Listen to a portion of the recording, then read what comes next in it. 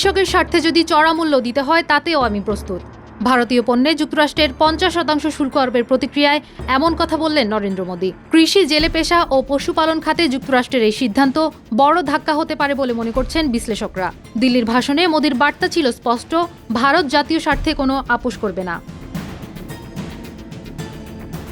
7 August দিল্লিতে এক সম্মেলনে দেওয়া ভাষণে নরেন্দ্র মোদী বলেন, কৃষকদের স্বার্থ আমাদের সর্বোচ্চ অগ্রাধিকার। ভারত তার কৃষক, পশুপালক এবং জেলেদের স্বার্থের সঙ্গে কখনো আপোস করবে না।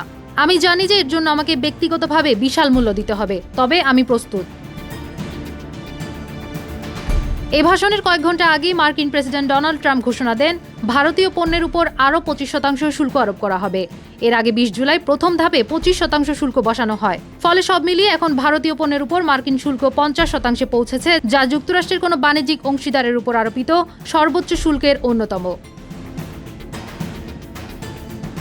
বিশ্লেষকদের মতে ভারতের রপ্তানির মধ্যে কৃষিপণ্য, মাছ ও পশুপালনজাত পণ্যের পরিমাণ বেশি হওয়ায় ট্রাম্পের সিদ্ধান্ত সরাসরি কৃষি খাতে চাপ ফেলবে। অন্যদিকে হোয়াইট হাউস জানায়, রাশিয়া থেকে অপরিশোধিত তেল আমদানি অব্যাহত রাখার কারণে ভারত এই শাস্তিমূলক শুল্কের মুখে পড়েছে।